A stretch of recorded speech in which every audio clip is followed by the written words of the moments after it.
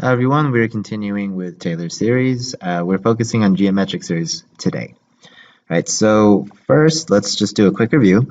Hey, if we started with a equals 2 and we let our common ratio be 3, then what series would you write? So let's write some terms. Okay, so we start with 2, a is our first term, and our common ratio is 3, that means we multiply by 3. So 6, 18, 54.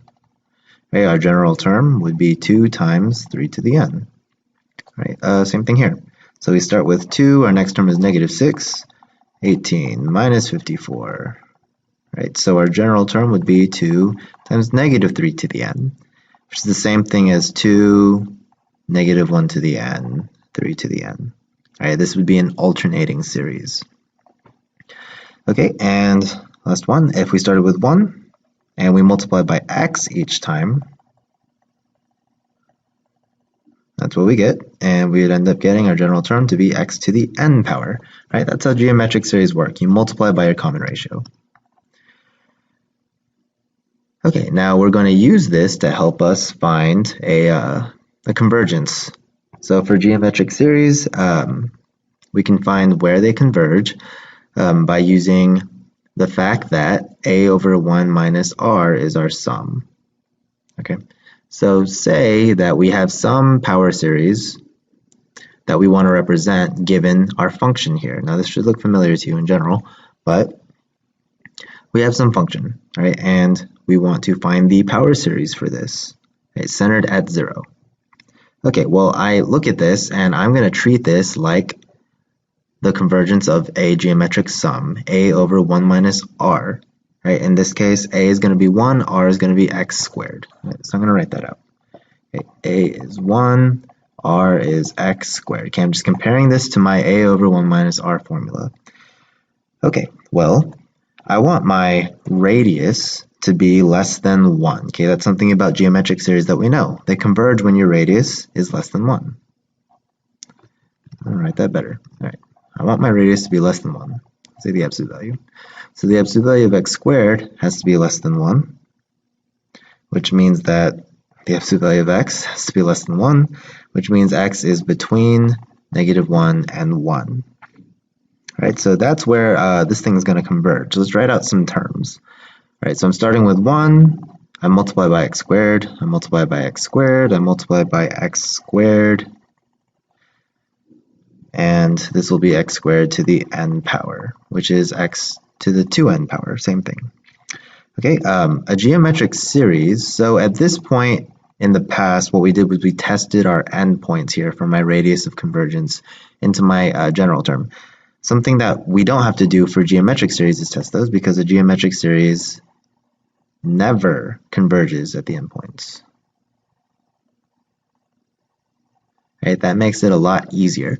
So for series that are not geometric, at this point you would test negative 1 and 1 into your general term to see if it converged. Okay, a geometric series never converges at the endpoint, so you never have to test that. For anything of this form, where you have an a and an r, you do not have to test it. Right, so if we wanted to graph these, and you can do that.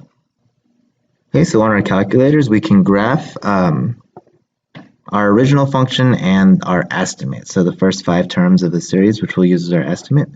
So if you go to your calculator, that's what I have here on my y1. If you go to the graph, you get something that looks kind of weird. I'm actually going to look at the table. And so if you plug in 0.5, okay, you see that the values that you get for each function are pretty freaking close, okay? Now, if you plug in something like 2, I notice that I get negative 1/3 compared to 341. This is way, way, way off. Okay, way, way, way, way, way off. And that is why we found our radius of convergence, honestly, and our interval of convergence. Okay, this converges between negative 1 and 1. When we go out of that, like for number 2, for instance, we get way off. Okay, it's not a good estimate anymore. That error is way too much. And so that's why our interval of convergence is important. That tells us where our estimate is useful.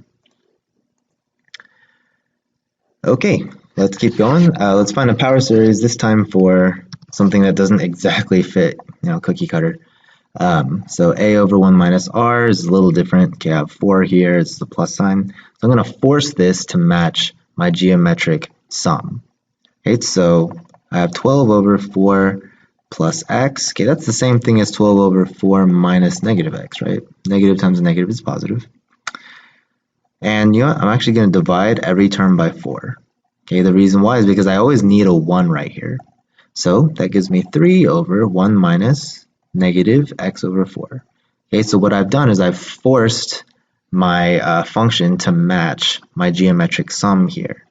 Okay, so I have a 1, I have a minus sign, and those are the only things I really need. Okay, everything else can be manipulated. But I always need a 1, I always need this minus sign. Okay, but you need to make sure that your end result is the same thing, right? So you can backtrack. Okay, but it's going to be very common for you to split this into two negatives and to divide every term by whatever number is here. Okay, that's going to be pretty common for you to do.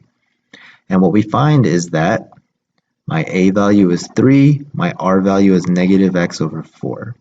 Right, so let's write out some terms. Okay, 3x over 4, 3x squared over 16, 3x cubed over 64. Okay, so I started with 3 and I'm multiplying by my radius.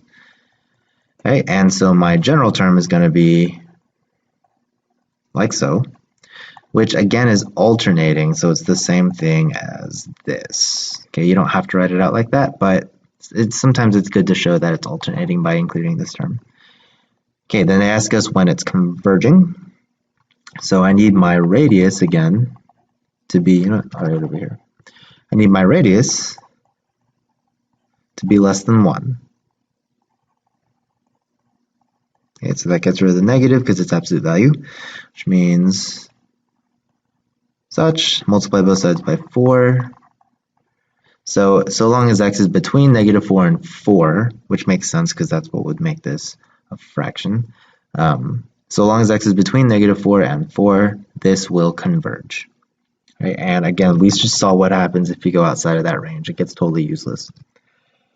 All right, last one. This time I'm centered at something other than 0. Okay, so what that means is I need to have x minus 3 in here instead of just x. So again, I'm going to force this to work. Okay, so I'm starting with 5 over 4 minus x. Okay, well that's the same thing as 5 minus, okay, so I want an x minus 3 here, okay, but you can't just introduce that, right? This is actually a positive 3 if you distribute this negative. So if I add 3, I also need to subtract 3.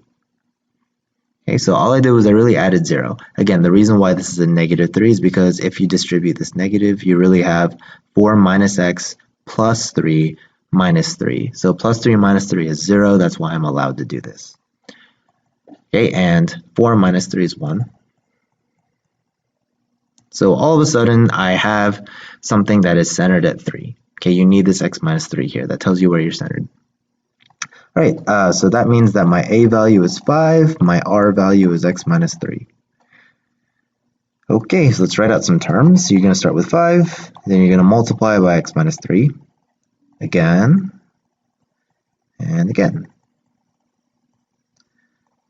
All right, which gives us a pretty easy sum to write out here. So my general term is just going to be 5 times x minus 3 to the n power.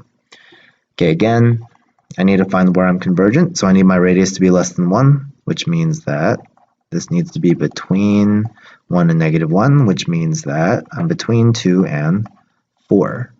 Okay, so I'm convergent when x is between 2 and 4. Again, you do not need to check your endpoints for geometric series because it never converges. All right, that's it. See you later.